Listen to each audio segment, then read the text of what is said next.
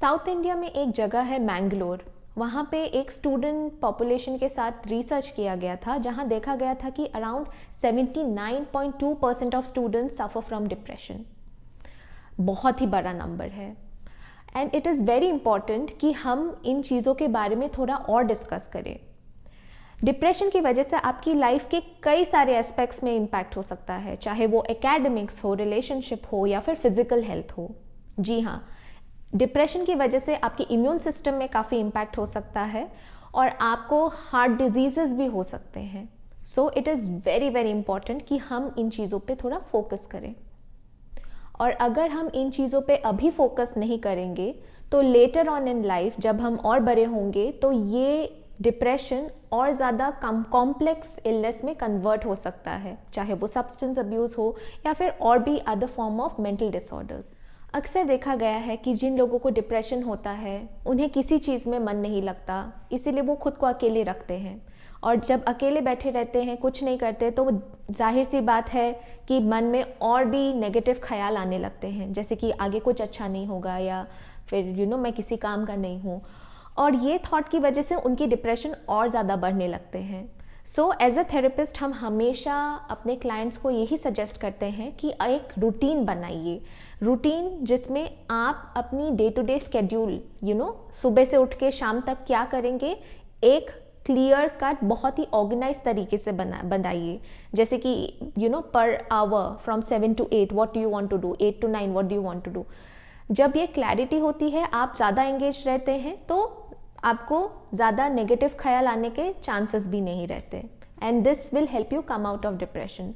दूसरा, इसका ये भी एडवांटेज है कि अगर आप किसी चीज़ में काम करते हैं तो आपको और कॉन्फिडेंस आता है कि हाँ मैं ये कर सकता हूँ, और कॉन्फिडेंस आना भी आपके डिप्रेशन से लड़ने में मदद कर सकता है।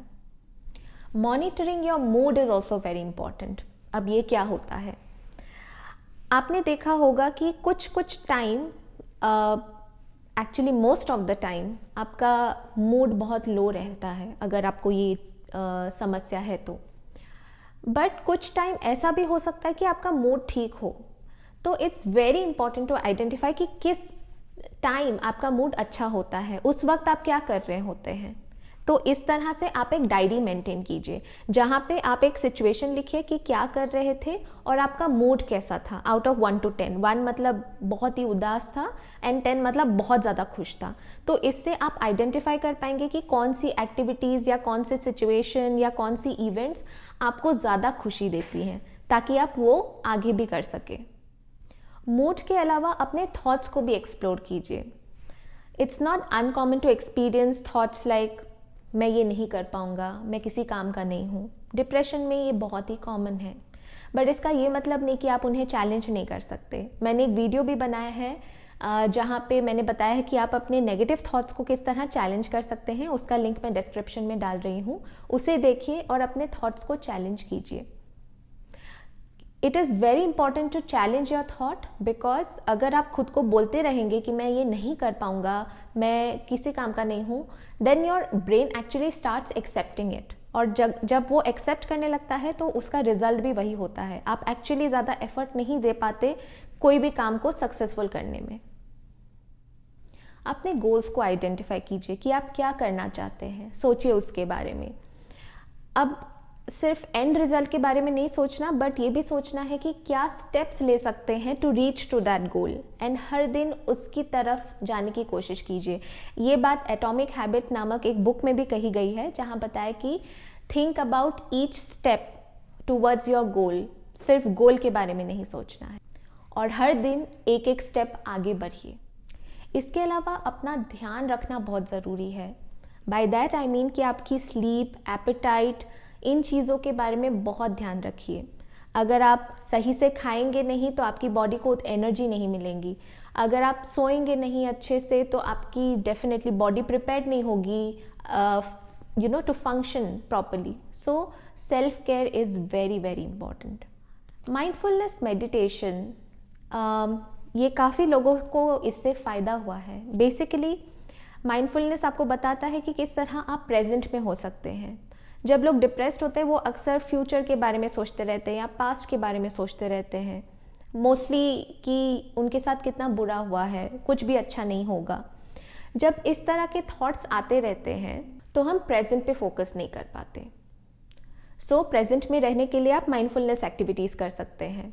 क्या होता है, आप डेली एक्टिविटीज़ को माइंडफुलनेस में बदल सकते हैं, चाहे वो वॉकिंग हो या फिर बर्तन धोना हो या फिर कोई पेंटिंग करना हो, ठीक है। बेसिकली आपकी सारी senses should come into the present and not think about past और योर फ्यूचर। तो जब आप कुछ एक्टिविटी करते हैं, जैसे कि कुछ लोग बोलते हैं कि हम ऑरिगैमी करते हैं, तो उसमें हम बिल्कुल कंप्लीटली फोकस्ड रहते हैं। अगर आप मान लीजिए वॉकिंग भी कर रहे हैं तो आप फोकस कीजिए कि उस टाइम क्या साउंड्स आ रहे हैं, क्या कलर्स आप देख पा रहे हैं, क्या चीज़ें आप अपने पैरों में महसूस कर रहे हैं। और if you are doing the dishes, feel the soap in the hand, how does it feel like, the texture, the smell, when you touch the dishes, how does it feel? तो what kind of sound do you get? तो इन चीज़ों में focus कीजिए and be more in the present, be more mindful. इसके अलावा कई बार हम जब किसी और के लिए कुछ करते हैं तो भी हमें अंदर से बहुत अच्छा महसूस होता है। सो kindness activities, donating, may be अपने कोई कपड़े किसी को दे दीजिए या किसी को फाइनेंशियली हेल्प कीजिए अगर आप उस स्टेज में है तो। So if you do this, it makes you feel better and you also feel that you have made some contribution. Reaching out to support, कई बार दोस्तों से बात करके मन हल्का हो जाता है, या फिर लोगों को, कुछ लोग जर्नलिंग करके भी अच्छा महसूस करते हैं, अपनी फीलिंग्स को बाहर निकालते हैं। These can be very very useful. अगर आपको लगता है कि आपके ज़्यादा दोस्त कैजुअली ले रहे हैं कि कोई बड़ी बात नहीं है एंड ऑल ऑफ दिस, इस तरह की बातें कर रहे हैं, then may be you seek out your family member जिनके साथ आप बातें शेयर कर सकते हैं। It's very important that you identify 1 or 2। It can be your cousins और योर रिलेटिव्स और एनीबडी। और अगर आप चाहें तो आप एक थेरेपिस्ट के पास भी जा सकते हैं। They are there to listen to you and in fact उससे आपको काफ़ी बेनिफिट मिलेगा, because you will learn new skills to come out of it. कई बार लोगों को ऐसे थॉट्स आते हैं कि काश मैं मर जाता तभी सब कुछ ठीक हो जाता, या फिर मुझे मर जाना चाहिए।